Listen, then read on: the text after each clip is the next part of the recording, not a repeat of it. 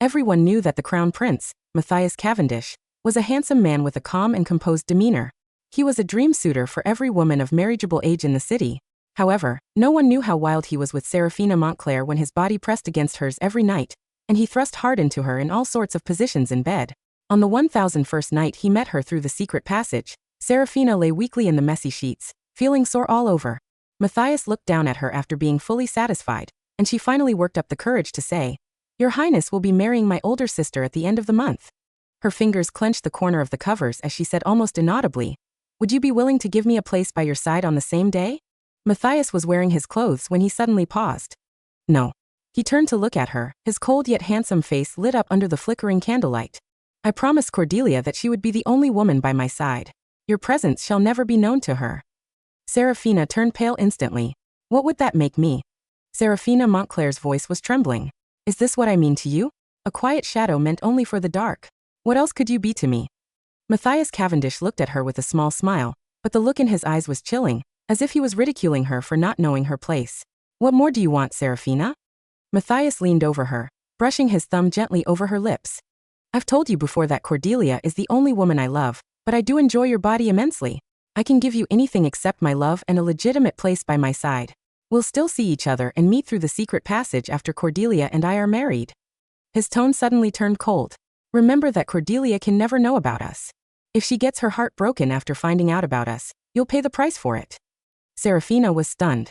It had never dawned upon her that Mathias never planned to marry her, and that she was nothing but a secret plaything to him, never to be seen in the light. She trembled as she watched him leave, memories of their past racing in her mind.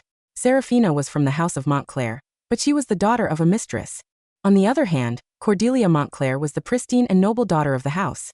They were meant to be stark contrasts of each other from birth. Cordelia's clothes were made of the most expensive materials, and her accessories were equally exquisite.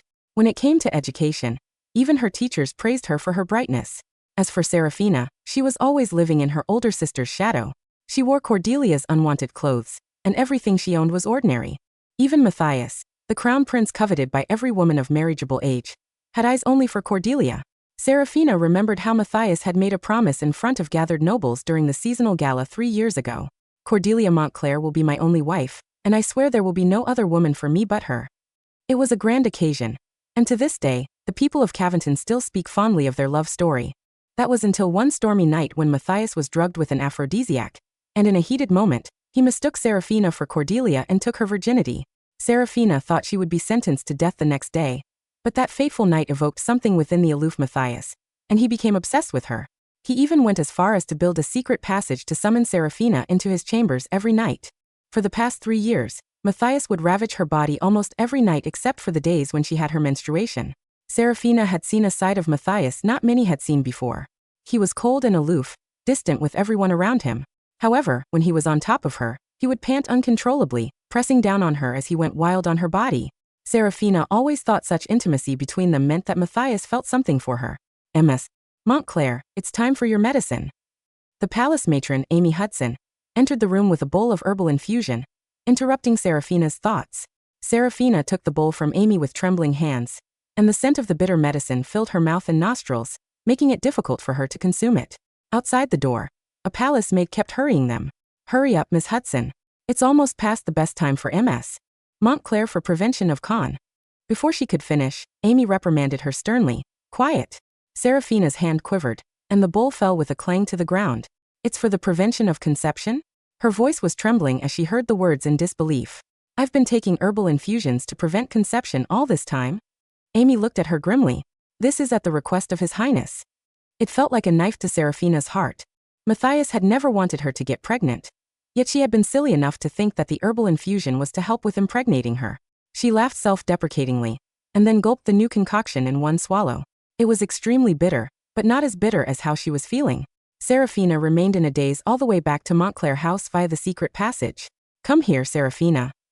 Her mother, Mireille Brown, called out to her with great delight. "General Sterling has sent word from the borders to ask for your hand in marriage." She held Seraphina's hand. "You're the daughter of a mistress, and your status cannot compare to Lady Cordelia's. General Sterling might be far away at the borders, but he is a good-looking man with a noble character, and this is the best marriage proposal I can seek for you." Seraphina looked up and for the first time, noticed her mother's hair turning gray. It saddened her. For years, she had been waiting for Mathias to propose to her officially, and had declined many marriage proposals, which had worried her mother immensely. "All right, mother," she replied softly. "I'll marry him." Mireille was overjoyed. "That's wonderful. I'm glad you've finally thought things through." She quickly stood up, as if afraid Seraphina would go back on her word. "I'll inform the House of Sterling right away. Lady Cordelia will be marrying the Crown Prince in 2 weeks. We should set your wedding on the same day. It'll be double the joy." Seraphina lowered her eyes in agreement, and she got up to walk Mireille out. When she came back, chests of gifts arrived from the Crown Prince as his palace servants brought them in one after the other. "His Highness really dotes on Lady Cordelia. Look at that fine silk from Nordlum. I heard His Highness imported it specially for Lady Cordelia to be used for her wedding dress. He said that Lady Cordelia deserved the best." Every word sounded hurtful to Seraphina. She wanted to return to her room, but Seraphina accidentally stepped on someone. Cordelia screamed and slapped her. "Don't you have eyes? You've dirted my shoes. They are special satin shoes His Highness just delivered to me." Seraphina apologized right away. "Please forgive me, Cordelia. I didn't step on you on purpose." "What's the point of apologizing?" Cordelia said haughtily. "You're just a lowly daughter of a mistress who is just as unpresentable as your mother." Every hurtful comment that Seraphina had quietly digested bubbled to the surface, and for the first time, she retaliated. "Please be careful with your words. You may vent at me, but please do not bring my mother into this." There was silence all around. Cordelia did not give Seraphina more trouble, but a strange expression appeared on her face. Seraphina turned to look in the direction Cordelia was staring at. Mathias was standing in the corridor with a cold look in his eyes. He swept a glance at Seraphina as if she were a stranger, then walked straight toward Cordelia. Mathias held her slightly cool hands in his, and he gently blew on them to warm them up. "Why are you standing outside when it's such a cold day?" Cordelia was relieved that Mathias did not lose his temper because of her arrogant behavior, and she replied coquettishly, "Your Highness, I was just lecturing Seraphina for stepping on my new shoes, but she talked back at me instead. How infuriating. She even stomped unhappily while speaking. If that's the way she's choosing to behave, why waste time talking to her?" Mathias' tone was calm as he finally glanced at Seraphina. "You should kneel for 4 hours for disrespecting your elder sister, and allowing your tongue to run loose." Cordelia broke out into a beautiful smile as she circled her hands intimately around Mathias' arm. "You've always been the best, Your Highness." She threw a Seraphina a gleeful glance and left happily while pulling Mathias along with her. The freezing breeze gushed as Seraphina knelt in the cold, and her thin clothes became wet from the melting snow. The chilling air crept from Seraphina's knees and spread throughout her body, but the cold was nothing compared to the chill in her heart. For hours later, her personal maid, Lottie, came to her while brimming with tears. She helped her up. "Get up, Ms. Montclair. Your knees will get damaged if you continue kneeling in this freezing weather." Seraphina's knees had lost all senses, and she was only able to stand with Lottie's help. Lottie massaged her knees while choking back a sob. "How unfair life is to you. Lady Cordelia is given everything good in life because she's the legitimate daughter, and even His Highness." "Stop, Lottie."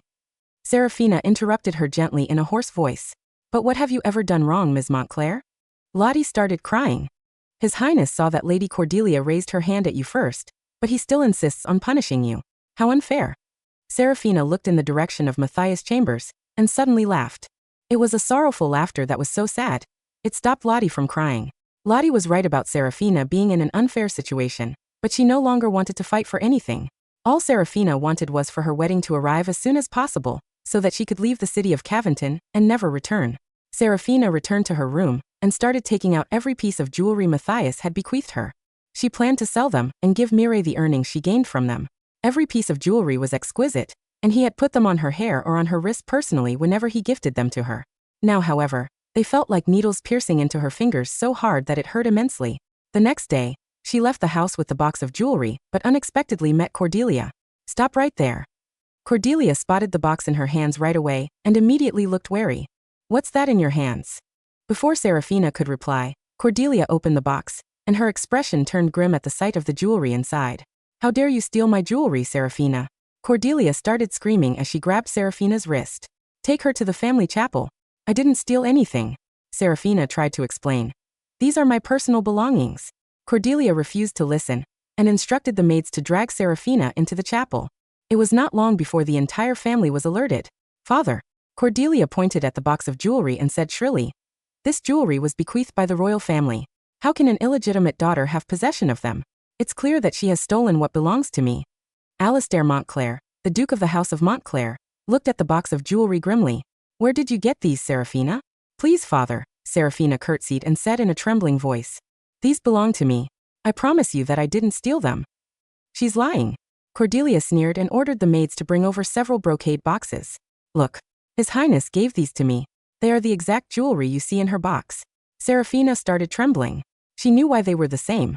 It was because Mathias had made 2 of every item. One was for Cordelia, while the other was given to Seraphina in secret. Are you still refusing to admit to the crime? Cordelia looked at her reproachfully. According to the rules of the house, thieves will have their limbs broken and evicted from the family. Seraphina kept trembling, unable to reveal the truth about where she had obtained the jewelry. All she could do was repeat, I didn't steal them. Invite His Highness here, Cordelia said loudly. He will be able to identify if what you have is from the palace. Seraphina turned pale. She could not imagine what would happen if Mathias were here, but she had no power to put a stop to this. It was not long before Mathias appeared, dressed in white. He was handsome, looking just like an angel from heaven, but his expression was cold. Your Highness. Cordelia wrapped her hands around his arm intimately. Take a look at this. Are all of these from the palace? Mathias swept a glance at all the jewelry scattered on the ground and nodded. Yes, they're from the palace. Seraphina. Cordelia turned to look at her with anger. What do you have to say now that all the evidence is against you?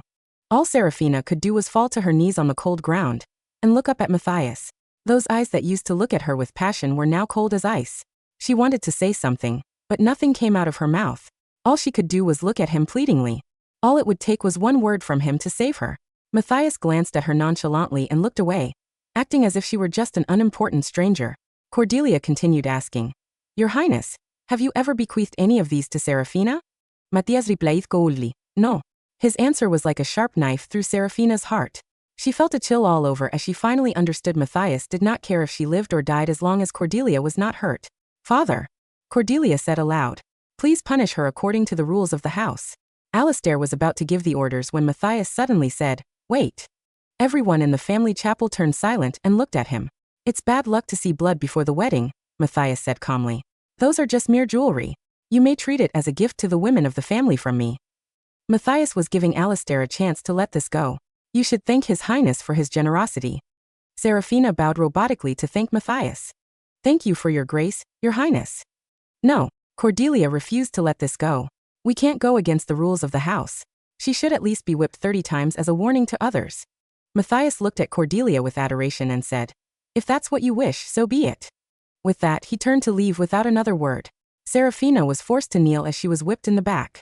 When the first whip came down, she bit hard on her lip as she felt the burning sensation on her back, stubbornly refusing to utter any cries of pain. As the second whip came down on her, her clothes ripped from where the whip landed. Seraphina clutched her sleeves, digging her nails deep into her palms. 5, 6, 7. Seraphina's back was covered in chilling flesh wounds with blood all over them after suffering whip after whip. The blood from her back dripped to the ground, forming into a pool. She had become numb from the pain, and all she felt was cold. She tried her best to open her eyes and saw Mathias' blurry figure covering Cordelia's eyes. Don't look. His gentle voice sounded sharp to her ear. You'll have nightmares. When the last whip landed on her back, Seraphina finally gave out. She fell unconscious to the ground. When she woke up, her wounds had been bandaged, but it was done badly. She got up with difficulty and saw the 2 boxes of jewelry that caused the uproar at the end of her bed. There were 2 extra boxes next to them. His Highness sent them over, Ms. Montclair. A maid informed her after choosing her words carefully. The boxes contain many high-quality medicines for your wounds as well. Seraphina looked at the shiny jewelry and said hoarsely, I don't want them. You may return all of them. The maid hesitated before saying in a low voice, His Highness knows that you're hurt and got the royal physician to take a look at your wounds. He has asked that you visit his chambers for the treatment. No need. Seraphina shook her head. It's difficult for me to move right now, so I'll have to decline the offer. Such exquisite items that belong to high society are not for an illegitimate daughter like me to enjoy. The maid tried to convince Seraphina otherwise, but Seraphina was determined, and she had no choice but to sigh and leave with all the boxes. Seraphina stayed in her room to recuperate for the next few days. When it was late at night, she would hear light movement in the secret passage, and she knew it was Mathias waiting for her. Even so, she pretended not to hear anything and ignored it. This continued until Seraphina heard that Mireille had gotten sick. She forced herself to get out of bed to pray for her mother in a church outside the city, but after she was done praying, she unexpectedly bumped into Mathias and Cordelia under the tree outside the church. You're both a match made in heaven, and I'm sure you'll grow old together. A clergyman from the church gave them his blessing as he handed them a blessed rosary. Cordelia leaned against Matthias' shoulder shyly as Matthias placed the rosary in her hand. Seraphina turned to leave quietly, but when she got to the stairs of the church, someone grabbed her by the wrist. She looked up and met Matthias' deep eyes. "Why didn't you come the last few days?" He spoke unhappily in a whisper. "Are you throwing a tantrum with me?" Seraphina laughed bitterly as she pulled her hand away. "Your Highness must be joking. I would never dare go against the word of royalty." However, Matthias' grip on her got stronger. "Come over tonight. My mother is seriously ill. I need to stay by her bedside." "Tomorrow," he said firmly. "I need to make sure my mother takes her medicine tomorrow. The day after tomorrow. I'm seeing the physician." "Seraphina." Matthias finally lost his temper as he pulled her closer to him. "When will you stop your tantrum?" The breeze gusted by as her hair danced in the wind. Seraphina looked up at him with calmness in her eyes. "I'm not throwing any tantrums." Matthias stared at her for a while before suddenly sniggering. "All right. I'll deal with our relationship after my wedding to Cordelia." He turned to leave after that as his white cloak fluttered in the wind. Seraphina watched as he left, saying softly, "You don't need to anymore." She would be married to the Borders, far from Cavendish, on the day of his wedding. They would never see each other again. Seraphina pulled herself together and was about to leave when Cordelia suddenly appeared, blocking her way. "What did His Highness want with you?" She looked at Seraphina suspiciously, but all Seraphina did was lower her eyes and reply softly. "His Highness said he wanted to surprise you on your upcoming birthday and asked me for my opinion." Cordelia smiled widely as she touched her hair ornament. "His Highness has always treated me very well. He even ordered luminous pearls to decorate my veil." She kept chattering about how much Matthias doted on her as Seraphina listened quietly, feeling numb about everything. That was when they heard a galloping horse running toward them. The horse suddenly ran up the path and came straight toward them. "Look out!" Matthias lunged forward in an instant to grab Cordelia in an embrace, rolling to the side of the path, but the horse crashed into Seraphina. She was thrown into the air before she rolled down the stone steps. Seraphina was lying below the steps with broken bones, hardly able to breathe from the pain. Blood dripped down the side of her head and into her eyes, blurring her vision. She looked up with difficulty and saw Matthias looking at her worriedly. It looked like he was about to ask his men to check on Seraphina when Cordelia exclaimed, "Your Highness." She suddenly fell into his arms weakly. "I'm feeling dizzy." "Cordelia." Matthias quickly carried her in his arms and ran off without looking back. Before he left, he instructed hurriedly, "Check on her." Seraphina watched them disappear around the corner as she tried to stand up through gritted teeth. She rejected the help of one of Matthias' guards and walked back on her own while in pain. It was a winding path back, and she stopped often to rest from the pain. By the time she returned home, the sky had turned dark. Mireille had been waiting at the door, and she was shocked to see Seraphina return with blood all over her clothes. "Seraphina, what happened to you? Who did this to you? Was it Lady Cordelia?" Mireille's hand was trembling as she caressed the wound on Seraphina's face. "My poor daughter. We should postpone the wedding and wait until your wounds have healed before you get married. Wait while I discuss this matter with the House of Sterling." "No." Seraphina shook her head weakly. "I want to get married on that day." Before she could finish her words, a galloping horse was heard outside. Matthias had arrived with Cordelia and heard their conversation. He pulled on the reins and asked coldly with a frown, "Who is getting married?" Matthias' voice was cold as ice, and it scared Mireille so much that she trembled while trying to pull Seraphina along with her to kneel.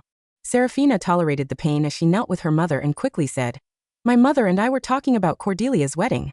Matthias frowned as he swept glances at Mireille and Seraphina, but he did not ask any more questions as he carried Cordelia in his arms and headed to her room. Mireille quickly helped Seraphina to her room. She carefully cleaned Seraphina's wounds under the candlelight while tears streamed down her face. "Do you hate me, Seraphina?" she sobbed.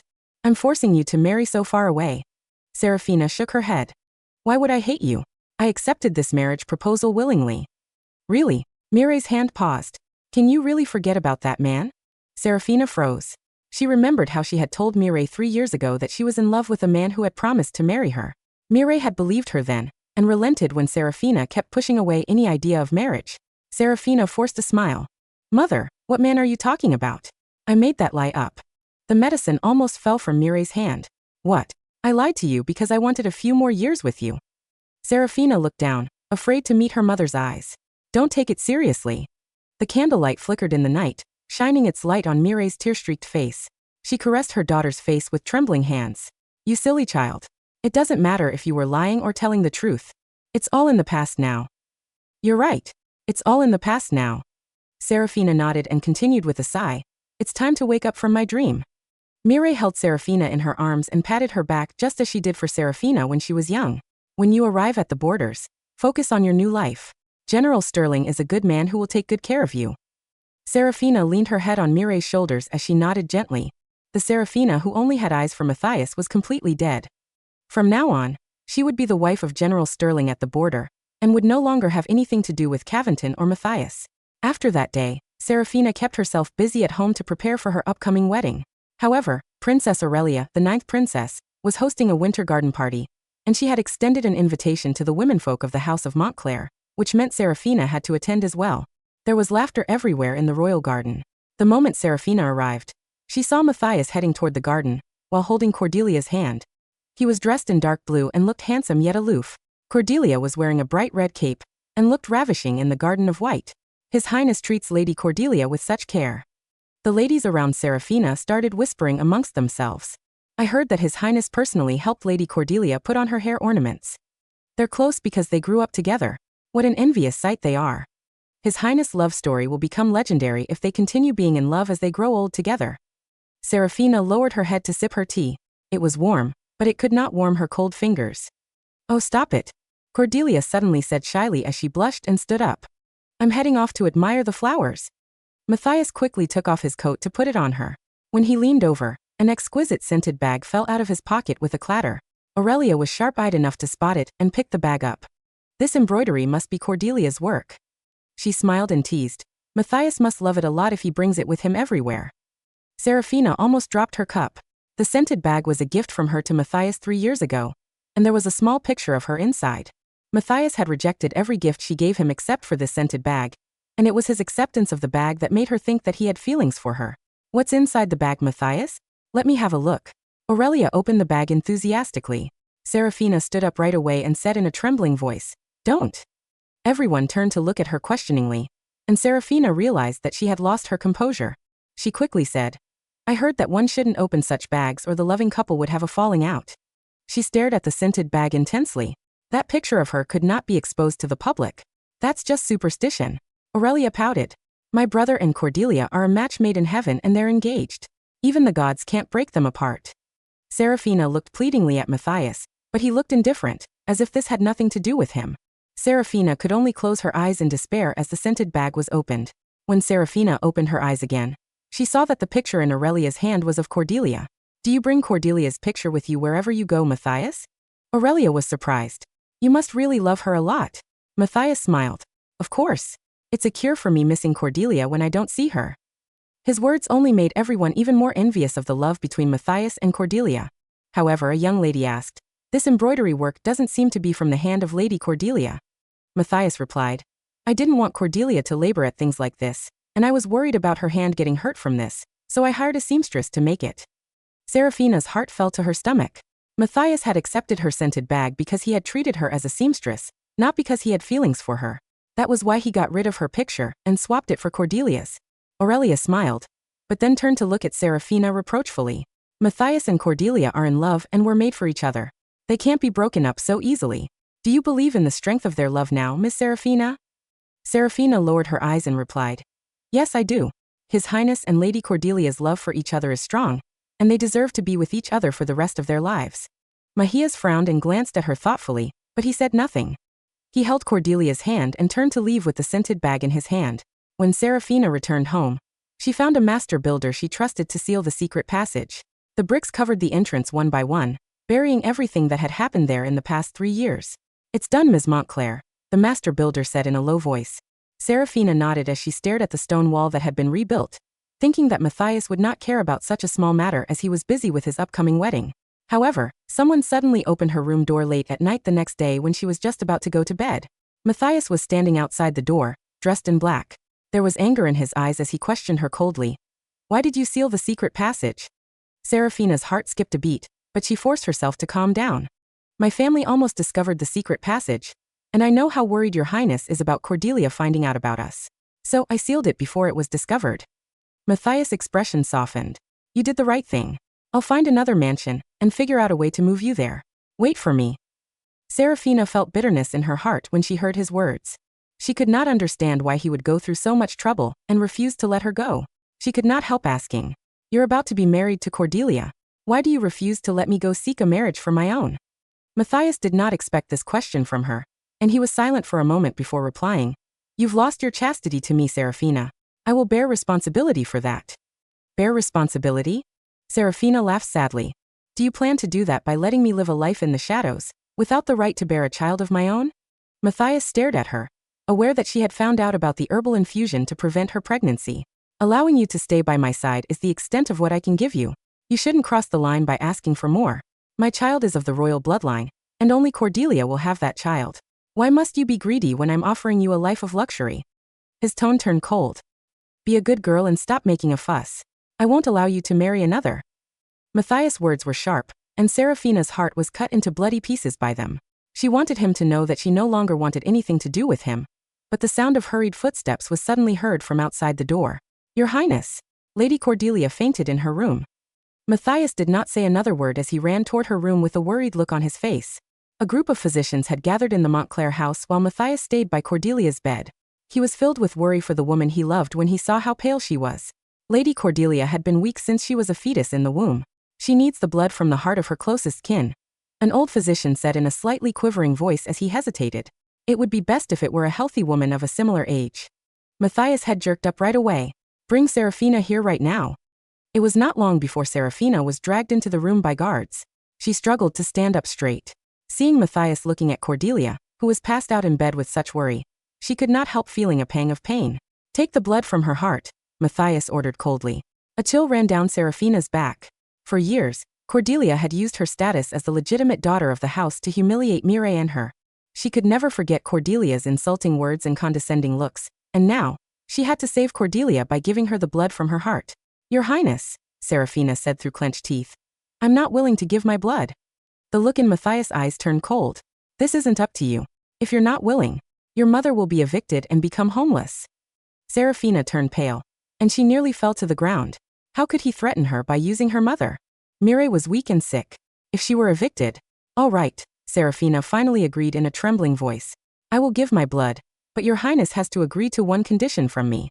Mathias frowned as he swept a glance at the unconscious Cordelia in bed. He replied impatiently. All right. The old physician passed a silver blade to Seraphina right away. She took a deep breath before taking the blade and aiming it at her heart. When the sharp blade sliced into her skin, she nearly passed out from the intense pain. But she bit her lip and refused to call out in pain. Her blood dripped from the silver blade and down her hand. 1 drop, 2 drops. Seraphina's sight started to blur. She had no idea how much time had passed before she heard the physician call out in delight. Lady Cordelia is awake. Mathias lunged toward the bed and hugged Cordelia tight in his arms. His voice was incredibly soft as he uttered, You're finally awake, Cordelia? Meanwhile, Seraphina struggled to stand. She used the last of her strength to bite the tip of her finger to write on a white handkerchief with her blood. Mathias Cavendish, the Crown Prince, agrees that Seraphina Montclair is free to marry whomever she desires and promises to never harass her or give trouble to her husband. Every word written exhausted Seraphina's stamina, and it felt like her broken heart was being paraded to the world in those words as her blood was absorbed into the handkerchief. My condition is for your Highness to put your seal on this handkerchief. Seraphina handed the handkerchief with the bloody words on it to Mathias with trembling hands. He was too occupied with the awakened Cordelia and printed his seal on it without looking at it. Happy? She clenched the bloody handkerchief weakly and looked at the bright, red seal on it. She suddenly laughed as tears streamed down her face. She was happy. It was finally all over. Seraphina locked herself in her room for the next few days to recuperate from her wound. Montclair House was bustling as everyone was making preparations for Cordelia to marry into the palace. Seraphina was the only one who sat quietly in front of the window to stare at a pear tree, which had lost all its blossoms in the garden. It's time to dress up, Ms. Montclair. Lottie entered the room with Seraphina's wedding gown as she teared up. Seraphina snapped out of her reverie. It was her wedding day, and also the day Cordelia would be married into the palace. Montclair House was decorated brilliantly for Cordelia's wedding. As for a mistress-daughter like her who would be married to the boarders, she would be exiting from a side door where no one would notice. I heard that His Highness has personally come to pick up Lady Cordelia, and has even brought more gifts for her, Lottie said in a whisper while brushing Seraphina's hair. Every woman in the city is envious of her. Seraphina listened quietly without feeling anything in her heart. She knew that she had finally let him go. She was about to change into her wedding gown when loud music and drumming could be heard outside. His Highness is here for Lady Cordelia. A maid ran into the room excitedly. Ms. Montclair, according to tradition, His Highness will be presenting gifts to the family sisters. Come outside, quick. Seraphina had no choice but to leave her room. When she arrived at the main door, Mathias was riding a big horse toward them in his wedding suit, looking extremely handsome. He was smiling happily as he looked forward to finally marrying the love of his life. Mathias came forward with gifts for all the sisters. Every one of Seraphina's sisters was given jewelry, but Seraphina was the only one who received the deed to a land. It was the deed for a mansion in West Cavendish. Seraphina's finger trembled as she looked up at Mathias and met the indifference in his eyes. She was suddenly reminded of what he said to her on that day. Once Cordelia and I are married, I'll find a mansion and move you there. She smiled bitterly. He had always planned to make her live in the shadows. Unfortunately, she was no longer the same woman who could be easily manipulated because she had loved him. Seraphina was no longer afraid that Mathias would punish her when he found out the truth, as he had printed the Crown Prince's seal on her blood contract, which was hidden in her pockets. The contract had clearly written that Seraphina was free to marry whomever she wanted, and he could not go back on his words as he had personally sealed it. Mathias noticed something different about Seraphina when he saw her looking blankly at the deed. He frowned, wanting to go up to her, but that was when a huge commotion was heard from inside Montclair house. Cordelia was dressed magnificently in her wedding gown as a crowd of people ushered her out the door. He turned away from Seraphina right away as he only had eyes for his bride. Seraphina watched quietly as Mathias and Cordelia left hand in hand, and she returned to her room. The candlelight flickered as she placed the deed into the fire and watched it slowly burn to ashes. It's time to dress you up, Ms. Montclair, Lottie said with teary eyes as she put on the veil for Seraphina. Seraphina looked breathtakingly beautiful in her wedding gown as the mirror reflected her beauty. She took a last look at the mansion that had kept her locked up for years, and she left for the far borders without looking back. She was finally free from all ties with the house of Montclair and Mathias. The Seraphina Montclair, who was in love with Mathias, was forever left behind and buried in this winter season, never to return. The wedding of Crown Prince Mathias Cavendish and Lady Cordelia Montclair was hailed as the grandest spectacle Cavendish had seen in a century. Banners of gold and crimson draped from every stone balcony, rose petals carpeted the cobblestone streets, and the ringing of cathedral bells filled the crisp winter air. Throughout the grand feast at the royal palace, Mathias sat on the high dais, surrounded by cheer, wine, and endless toasts. Cordelia sat beside him radiant in her imported Nordlum silk, her eyes sparkling with triumph as the noblewomen toasted to her beauty and unmatched fortune. Yet beneath his calm and composed facade, Mathias was restless. Every time Cordelia touched his arm, every time she leaned in to whisper a coquettish remark, a strange, prickling irritation gnawed at his gut. His eyes kept straying toward the grand double doors of the banquet hall, subconsciously waiting for a quiet, pale figure in a simple dress to slip in through the back, standing obediently in the shadows where he could catch her eye. She hadn't come. Mathias suppressed a cold sneer. Still throwing a tantrum, he thought. Thinks by missing the banquet, she can make me feel guilty. Silly girl. When midnight struck and the revelry began to wind down, Mathias escorted Cordelia to the royal bedchamber. The moment she fell asleep, exhausted from the day's festivities, Mathias quietly slipped out of the room, threw a dark cloak over his shoulders, and made his way down the palace's hidden corridors. He took the secret carriage to the mansion in West Cavendish, the deed he had presented to her earlier that day. He expected to find her room dimly lit, with Seraphina nursing her heart wound in bed, waiting for his arrival with that soft, timid look in her eyes. He would scold her gently for her stubbornness, stroke her hair, and take her into his arms. He pushed open the doors of the West Cavendish estate. The courtyard was deserted. The grand hall was dead silent, dark and freezing cold. Seraphina, he called out, his voice laced with faint impatience. Stop hiding. Silence answered him. Mathias struck a match and lit a wall sconce. He walked upstairs into the main bedchamber. The room was untouched.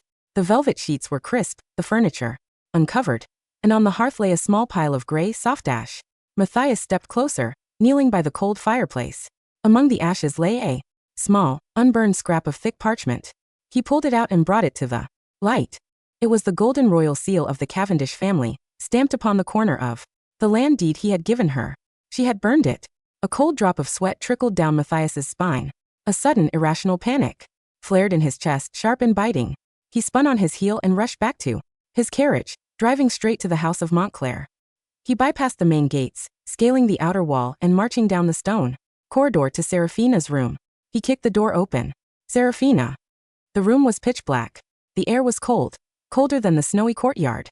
Outside, Mathias lit the tallow candle on the desk. The room was unnaturally bare. The wardrobe doors hung open, emptied of the few simple dresses she owned. The small, wooden box where she kept her ribbons was gone. The bed was stripped of its linens, leaving only a bare mattress. Where is she? Mathias roared, turning around as a figure appeared in the doorway. It was Mireille Brown. Seraphina's mother looked frilier than ever, wrapped in a worn shawl, her eyes swollen and red from weeping. When she saw the crown prince standing in her daughter's empty room, she bowed low, her body trembling slightly.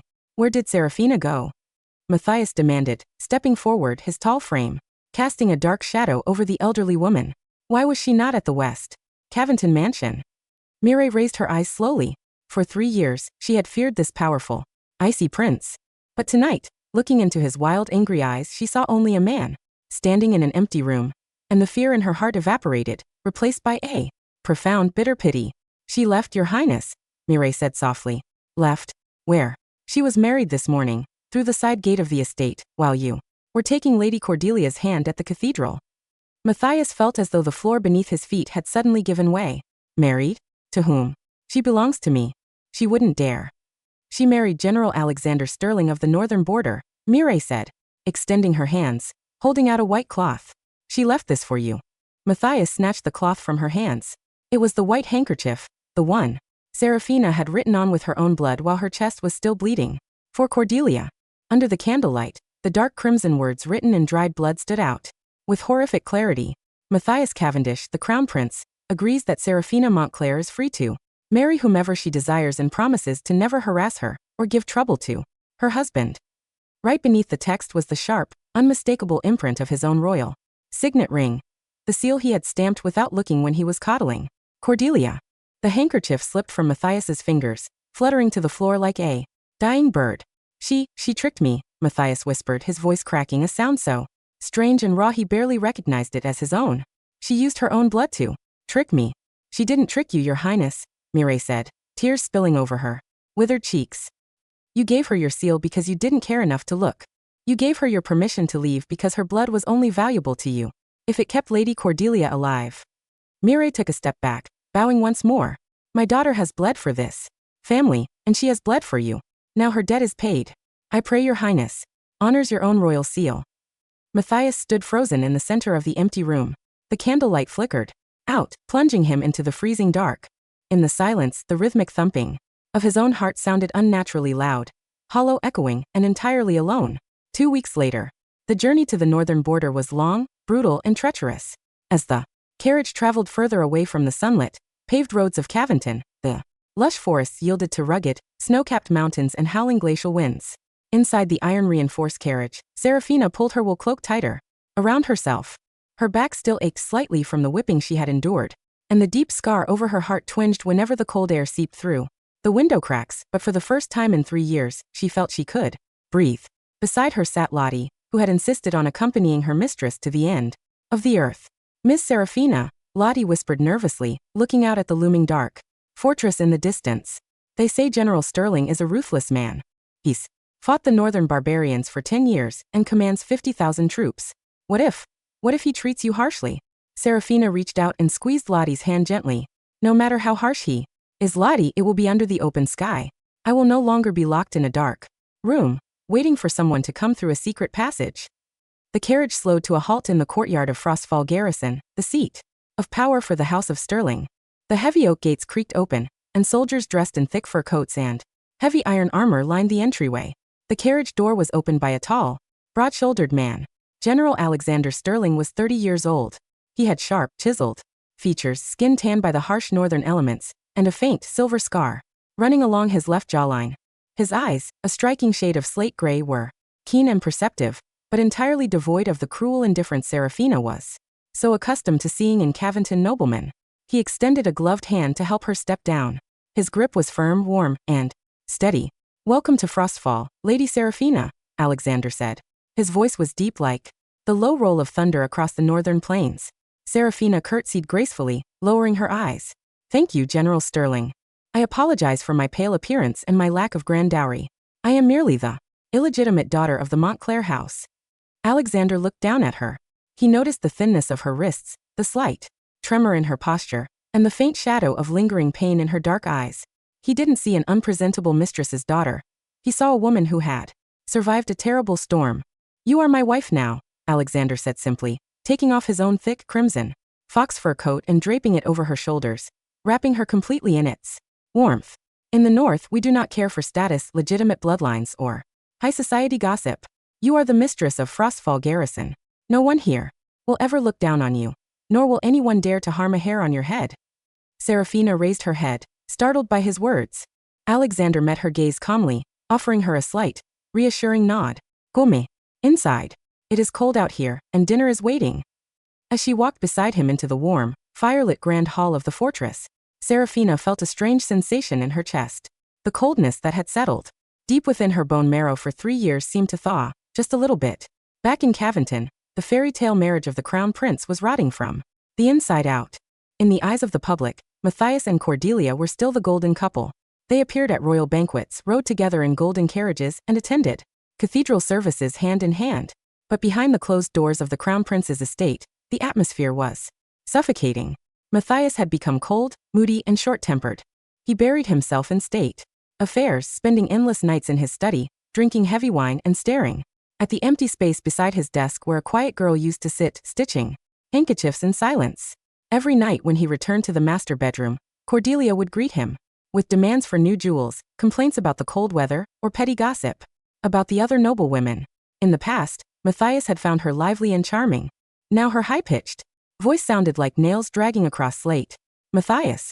Cordelia pouted one evening, tossing a velvet box onto his desk. Look at these rubies.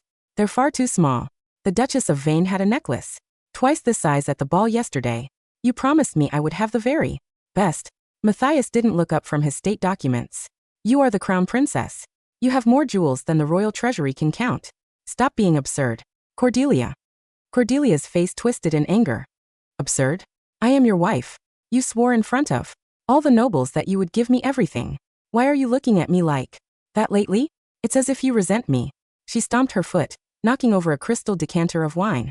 Red liquid pooled across the mahogany desk, dripping onto Mathias's sleeves. Mathias snapped. He slammed his hands onto the desk, standing up so abruptly that his wooden chair overturned. Enough!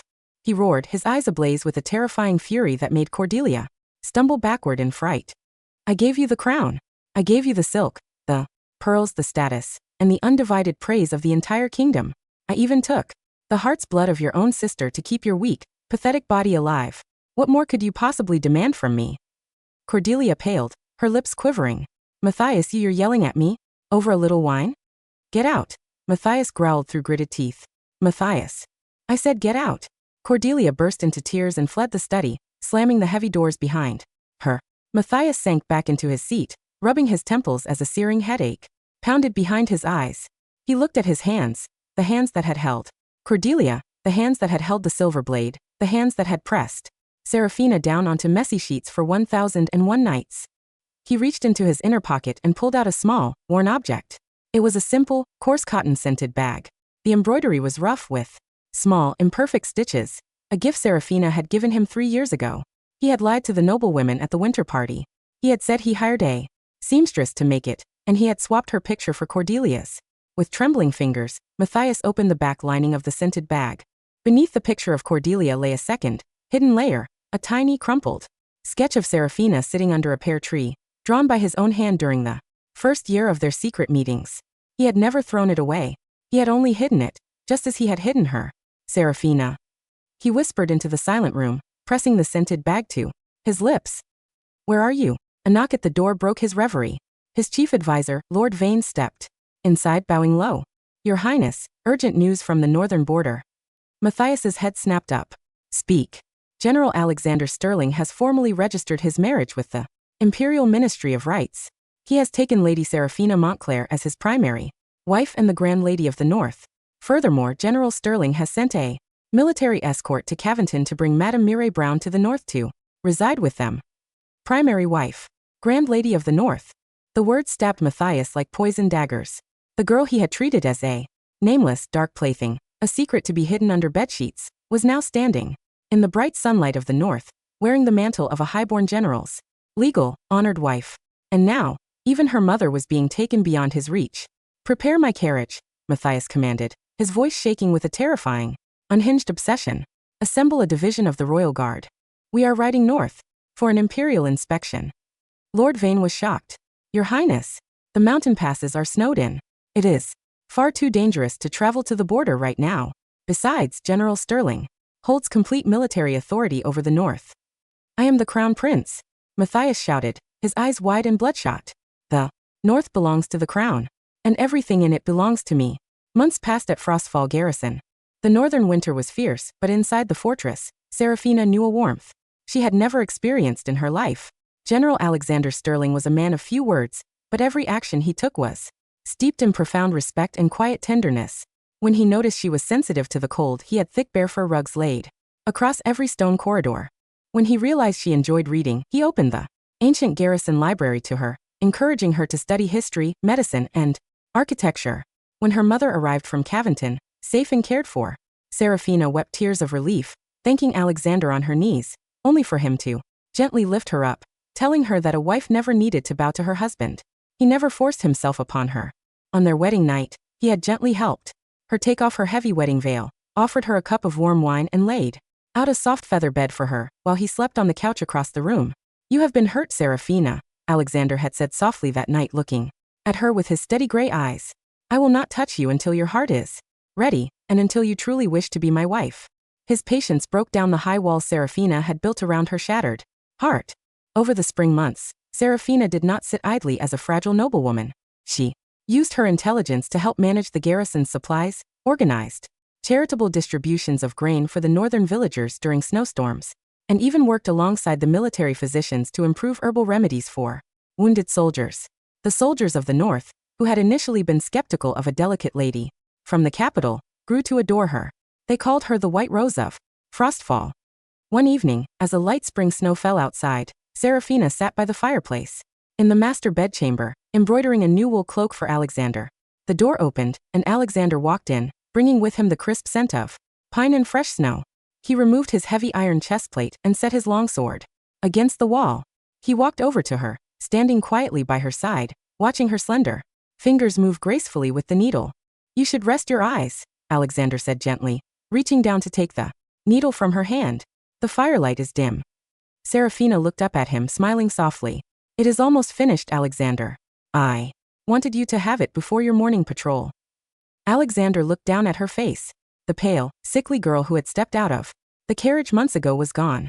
Her cheeks were full and flushed with a healthy pink, her dark eyes were bright and clear, and she moved with a serene, confident grace.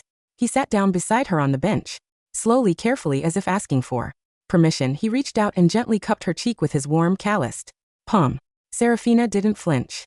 She didn't shrink away. Instead, she leaned her face into his hand, closing her eyes, feeling the steady, safe beat of his presence beside her. Seraphina, Alexander murmured, his voice husky. Have I earned a place in your heart yet? Seraphina opened her eyes, looking directly into his gray ones. There was no fear, no despair, and no lingering shadow of Mathias in her mind. She reached up, wrapping her soft hands over his, and kissed the center of his palm. You didn't just earn a place, Alexander, she whispered truthfully. You gave me a home when I was homeless. You gave me dignity when I was treated as trash. My heart has been yours for a long time. Alexander's eyes darkened with deep emotion. He leaned down, his lips meeting hers in a kiss that was slow, deep, and filled with a fierce, protective devotion. That night, beneath the thick fur blankets of the northern fortress, Seraphina willingly gave herself to her husband, not in darkness, not in shame, and not as a quiet shadow, but as a loved, cherished woman under the soft moonlight of the north. The peaceful life at Frostfall Garrison was shattered 3 weeks later by the sudden sound of war horns echoing through the mountain valley. A division of 3,000 royal guards, flying the gold and crimson dragon banner of the Cavendish royal family, marched into the courtyard of the fortress. At the head of the procession rode Crown Prince Mathias, dressed in polished silver armor, looking gaunt, grim, and formidable. Beside him sat Cordelia, shivering in an ornate, impractically thin carriage, having insisted on coming along out of suspicion toward Mathias's sudden journey. General Alexander Sterling, dressed in his black steel armor, led his commanders down the grand stone steps to greet the royal party. Beside him stood Seraphina, dressed in a noble dark blue gown trimmed with silver fox fur, her hair ornaments sparkling in the pale sun. Mathias dismounted his horse. His eyes swept past Alexander and landed instantly on Seraphina. His breath caught in his throat. She was breathtaking. The pale, broken girl who used to weep softly beneath him in the dark had blossomed into a majestic, radiant woman.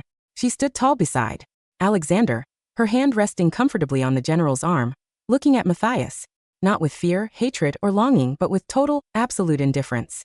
It was that look of indifference that drove a spike of maddening pain straight into Mathias's soul. "Your Highness," Alexander said, bowing his head slightly in a customary military salute. "We were not informed of an imperial inspection. To what do we owe the honor of your visit to the border?" Mathias ignored Alexander entirely. He took 3 long steps forward, reaching out a hand toward Seraphina. "Seraphina," Mathias called out, his voice hoarse and desperate. "I have come to take you home." Behind him, Cordelia gasped, stepping out of the carriage. "Mathias, what are you saying? Take her home." Alexander stepped forward instantly, his broad frame blocking Mathias's view of Seraphina. His hand rested firmly on the hilt of his broadsword. "Your Highness," Alexander's voice turned icy cold. "You seem to be mistaken. This is Lady Seraphina Sterling, Grand Lady of the North and my lawful wife. Her home is here." Mathias's face twisted in rage. He drew his jeweled sword, pointing it directly at Alexander's chest. "She is my woman. She has belonged to me for 3 years. Hand her over, Sterling, or I will charge you with high treason against the crown." The surrounding northern guards instantly drew their weapons with a collective, deafening clang. 3,000 border soldiers lined the fortress walls there. Heavy longbows notched and aimed directly at the royal guard. The air in the courtyard froze. War was a single breath away.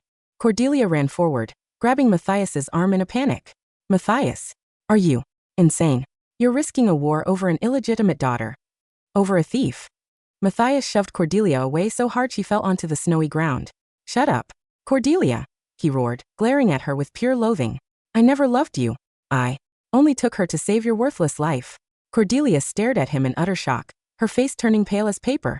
The noblemen and guards around them gasped in horror as the truth of the royal scandal was laid bare in front of thousands of witnesses. Seraphina stepped out from behind Alexander.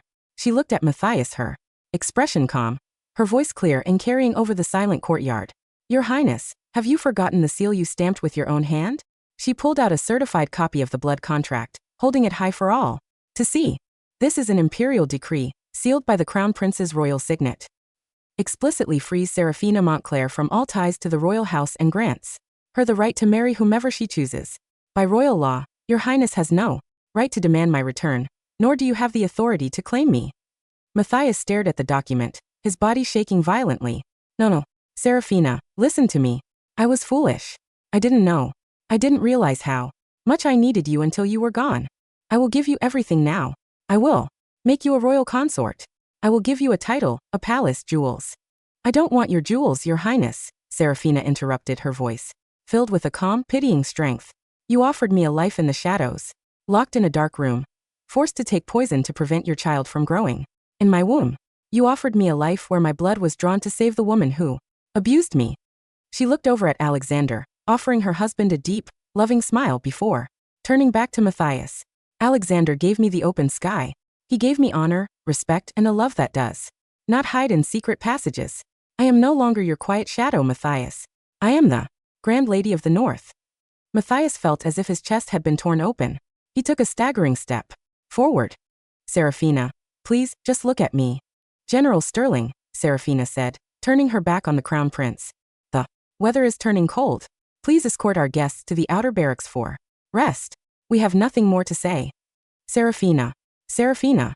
Mathias screamed, lunging forward, but Alexander's sword whipped out, stopping an inch from Mathias's throat. Alexander looked down at the Crown Prince with cold contempt. "If you take one more step toward my wife, your Highness," Alexander warned, his voice echoing like an impending snowstorm, "not even your royal blood will save you from the steel of the North. Leave Frostfall. You are not welcome here." The royal guard retreated from the northern border. The following morning, Mathias returned to Cavendish a broken, defeated man. His obsession and his public outburst at the border had shattered his reputation among the high nobility. The king, furious over his son's disgraceful behavior and the near incitement of a civil war with the powerful House of Sterling, stripped Mathias of his administrative powers and placed him under house arrest. Cordelia, humiliated, stripped of her husband's favor, and realizing that her fairy tale life was a complete lie, sank into a state of permanent bitterness and isolation. She and Mathias lived in the same grand estate, but they spoke not a single word to one another, living as bitter strangers in a cold, silent palace. Mathias spent his remaining days sitting alone in his dimly lit study. He no longer drank wine. He no longer attended court. He sat by the window, holding a worn, coarse cotton-scented bag, staring blankly toward the north. He had achieved everything he had ever planned. He had married Cordelia. He had secured his crown. But he was trapped in a self-made hell, haunted every night by the ghost of the girl he had cast into the dark, the girl who had taken his heart with her to the snowy plains of the north, never to return. Epilogue. The Garden in the Snow. 3 years later. Spring arrived early at Frostfall Garrison. The snow melted from the high mountain peaks, giving way to green valleys filled with blooming wild lilies. In the courtyard of the fortress, a small 2-year-old boy with dark hair and bright gray eyes was chasing a puppy across the grass, his joyful laughter filling the air. "Slow down, Leo." Seraphina laughed softly, sitting on a wooden bench beneath a blooming pear tree. She was dressed in a simple, elegant ivory gown, her hair tied back with a silk ribbon. Beside her sat Alexander, his arm wrapped comfortably around her waist, pulling her close against his chest. Sitting on a nearby porch chair was Mireille, happily knitting a small wool sweater for her grandson. Alexander leaned down, kissing Seraphina's temple softly. "What are you thinking about, my love?" Seraphina looked up at the white pear blossoms floating gently down from the branches, landing on the green grass. She remembered the pear tree outside her window at the Montclair house, the tree that had lost all its blossoms on the day she decided to leave her past behind. She looked at her playing son, felt the warm, strong heartbeat of her husband beside her and smiled, a radiant, beautiful smile that lit up the entire northern sky. "I was just thinking," Seraphina whispered, laying her head against Alexander's shoulder, "that the spring here is the most beautiful thing I have ever seen." The winter was finally over, and the shadow had found her light.